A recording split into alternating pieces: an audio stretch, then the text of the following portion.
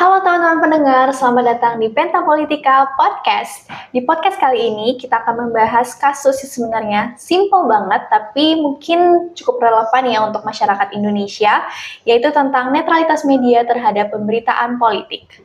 Nah, aku udah ditemenin oleh dua mahasiswi ini, mungkin boleh perkenalan dulu dari kiriku dulu deh. Oke, halo teman-teman semua. Perkenalkan, aku Niranti Klau, mahasiswa Fakultas Ilmu Sosial dan Ilmu Politik Universitas Udayana. Oke, salam kenal Kak Niranti. Kita mulai dari kanan lagi.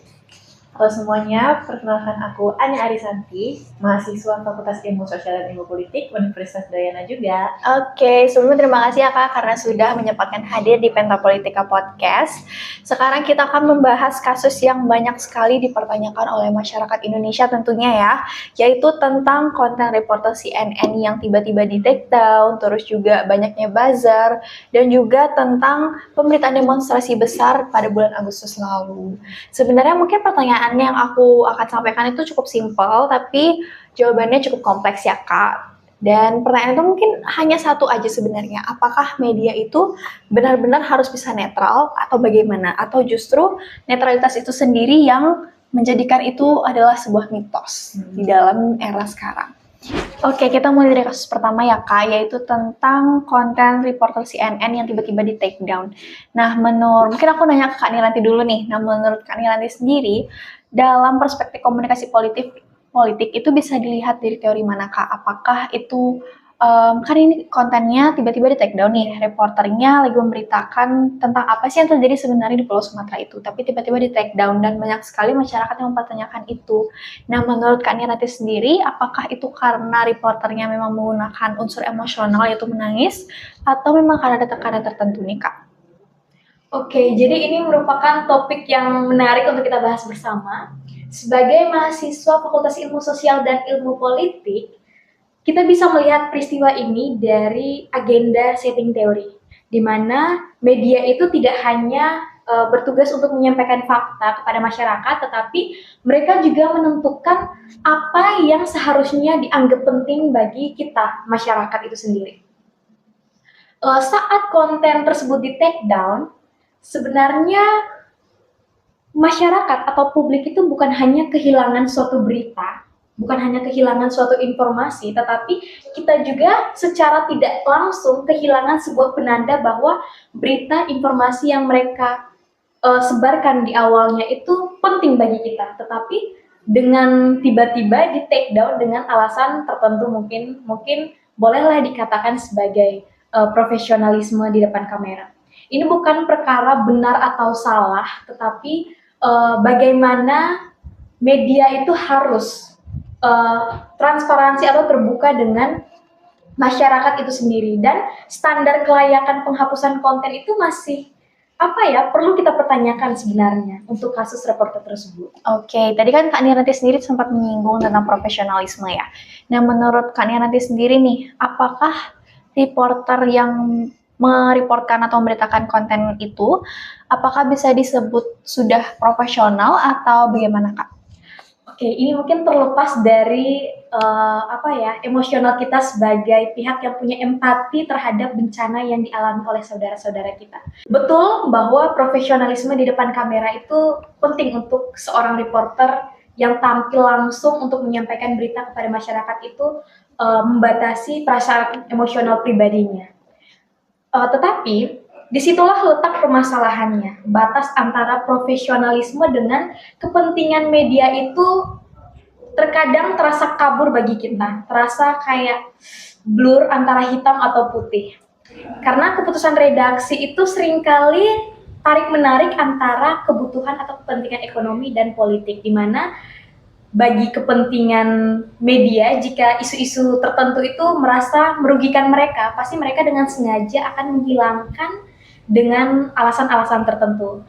Atau bahkan ada relasi kuasa di dalamnya, tentunya mereka akan dengan perlahan membatasi isu-isu yang dapat merugikan mereka sendiri, seperti itu. Oke, berarti bisa dibilang ini dilihat dari agenda setting teorinya Iya. ya Kak, yang dimana media itu memang ada, mungkin ada permainan-permainan yang mungkin kita tidak ketahui ya teman-teman, yang memang di belakangnya di setting sedemikian rupa untuk kepentingan, keuntungan ekonomi dan politik mereka. Oke, terima kasih banyak Kak Niranti atas jawabannya. Kita langsung mungkin move ke kasus kedua, yaitu tentang buzzer nih teman-teman. Buzzer yang ada di kasus masih sama nih kita bahas di Pulau Sumatera, yaitu tentang bencana banjir. Mungkin aku mau tanya ke Kak Anya dulu nih. Gimana sih menurut Kak Anya kalau misalkan dari kasus buzzer ini, dari komunikasi politiknya itu kita bisa lihatnya itu dari teori apa sih Kak? Oke, terima kasih pertanyaannya. Jadi menurut aku teori komunikasi politik yang relevan dengan kasus buzzer ini, kita lihat dulu. Nah, buzzer ini kan orang yang pengen mengubah opini publik. Orang-orang yang menciptakan suatu narasi yang mempengaruhi opini publik. Dalam kasus ini, misalnya dari yang seharusnya kita memperhatikan korban yang ada di Sumatera, kita malah melihat kasus-kasus seperti kayak saling perang politik gitu. Nah, ini bisa dilihat dari teori framing theory. Jadi kayak buzzer ini mampu membingkai suatu realitas. Jadi kayak yang kita seharusnya memperhatikan, oh apakah kebutuhan korban banjir di Sumatera itu sudah terpenuhi, apa gimana kondisinya. Jadi biar masyarakat Indonesia itu tahu kita membantunya tuh harus seperti apa. Jadi di framing alih-alih kayak jadinya pencitraan politik. Jadi apa yang harus kita perhatikan seperti kondisi di sana, jadi kita tidak bisa perhatikan karena buzzer ini menciptakan suatu bingkai realitas, jadi masyarakat opini publiknya teralihkan seperti itu sih. Oke, tapi kan sebenarnya kalau misalkan bisa dibilang nih argumen buzzer itu kan bukan media ya Kak. Tapi kenapa kita malah fokus atau kayak menarik ini ke diskusi netralitas media, sedangkan buzzer sendiri itu kan bukan media. Nah itu gimana Kak? Kalau seperti itu memang benar. Buzzer itu kan pasti bukan media, yang mereka hanyalah orang-orang yang berusaha mempengaruhi opini publik. Jadi kayak istilahnya mengubah kepercayaan publik. Nah, kenapa netralitas media ini juga ikut tergiring? Karena seringkali media itu sangat bergantung dengan media sosial. Karena kan buzzer itu sarangnya di media sosial ya teman-teman. Mereka memanfaatkan kolom komentar atau membuat suatu video yang menciptakan narasi-narasi yang berusaha untuk memframing suatu kasus. Nah, ini karena suatu media itu sangat membutuhkan suatu viralitas. Nah, buzzer lah yang menciptakan viralitas tersebut, narasi-narasi tersebutlah yang dicari audiens. Jadi narasi-narasi viralitas tadi itu kalau misalnya kayak trending, itu pasti audiens juga pengennya pemberitaan itu saja yang mereka konsumsi. Maka dari itu media itu sangat bergantung sama viralitas tadi. Nah, makanya netralitas media itu kayak jadi masalah lah kalau misalnya media itu sudah terbawa arus dengan framing yang sudah dimanipulasi oleh buzzer-buzzer tadi gitu sih. Oke, berarti bisa dibilang karena ada teori framing inilah yang digunakan oleh media untuk kepentingan mereka ya Kak ya.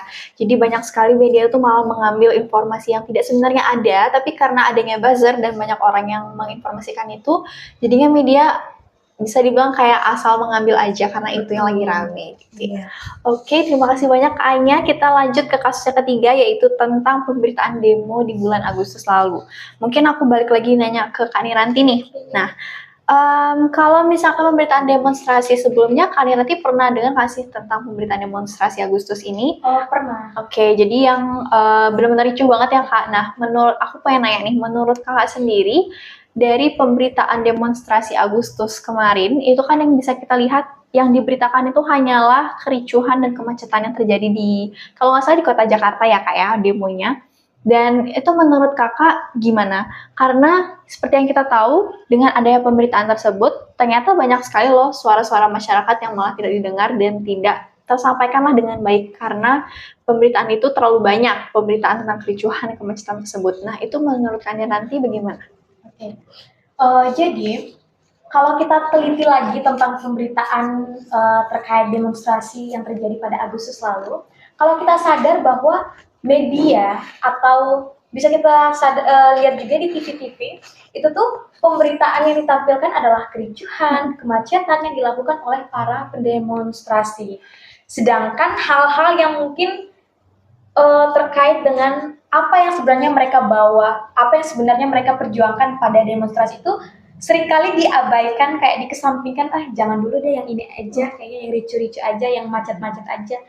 Ini gara-gara demonstrasi buat macet, jadi masyarakat lain terganggu, keberatan gitu. Dalam pemberitaan-pemberitaan tersebut, kita bisa melihat bahwa adanya gatekeeping di situ. Gatekeeping itu di mana media mereka menentukan apa yang akan mereka tampilkan untuk masyarakat, suara apa yang mau mereka munculkan, dan bagian mana yang mereka sengaja hilangkan. Nah, ini bukan berarti media itu berbohong, tetapi bagaimana media menyederhanakan suatu isu dengan cara yang lebih politis. Oke, berarti sebenarnya kan bukannya memang media seharusnya begitu ya Kak, mencari informasi supaya masyarakat itu lebih mudah lah untuk mendapatkan informasi supaya mereka itu nggak terlalu kewalahan lah ya Kak untuk mencari informasi yang sebenarnya. Nah, apakah itu sebenarnya tindakan yang tepat menurut Kak Niranti gimana? Oke, sebenarnya kalau berbicara bahwa gatekeeping dan penyaringan informasi itu sebenarnya penting, tetapi yang jadi pertanyaannya itu standar apa yang mereka pakai? Untuk kepentingan apa mereka menyaring suatu informasi dari sudut-sudut tertentu? Untuk keamanan publik kah? Untuk kepentingan media kah? Atau bahkan kepentingan di luar itu, yaitu seperti tekanan-tekanan politik. Dari situ, kita sebenarnya bisa melihat bahwa pemberitaan-pemberitaan tidak sepenuhnya harus kita terima secara langsung 100%, tapi harus kita telaah. Apalagi kita sebagai mahasiswa kan harus kritis terhadap permasalahan seperti kejadian-kejadian tersebut.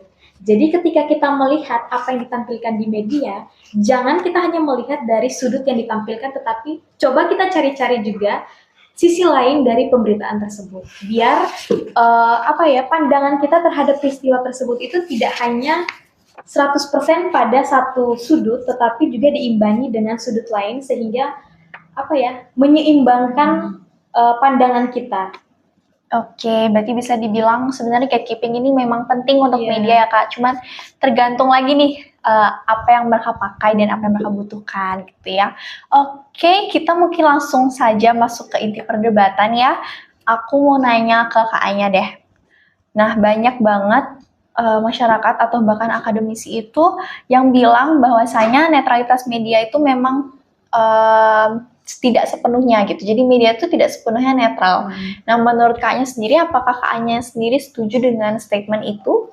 Oke, terkait statement bahwa media itu tidak sepenuhnya netral, kalau dilihat dari sekarang ini kayak realistis aja ya teman-teman, aku setuju.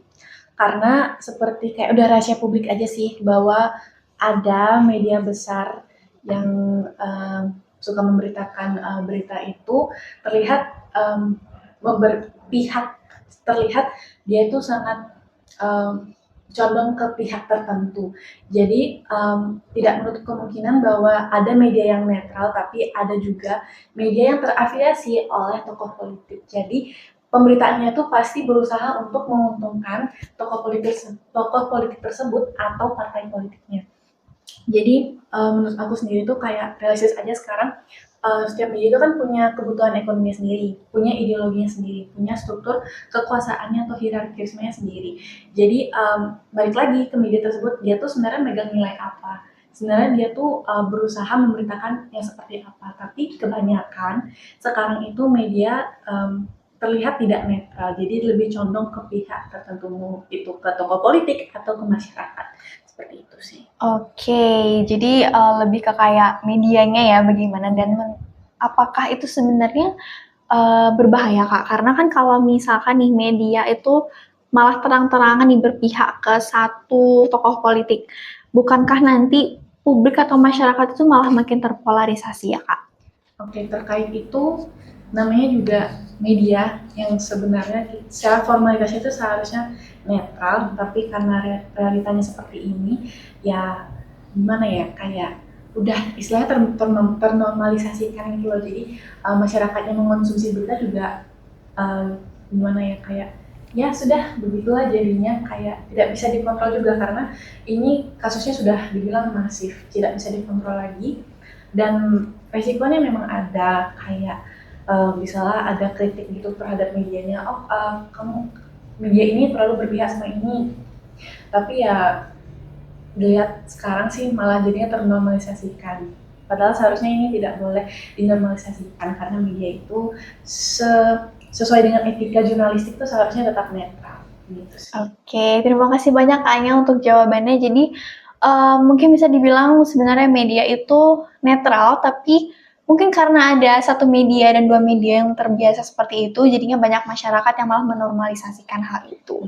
Oke, mungkin dari ketiga kasus tersebut yang sudah aku tanyakan ke Kakak, mungkin kita bisa menarik benang merahnya ya, bahwasanya media itu bukan sekedar cermin realitas, tapi media itu adalah aktor politik yang membentuk makna.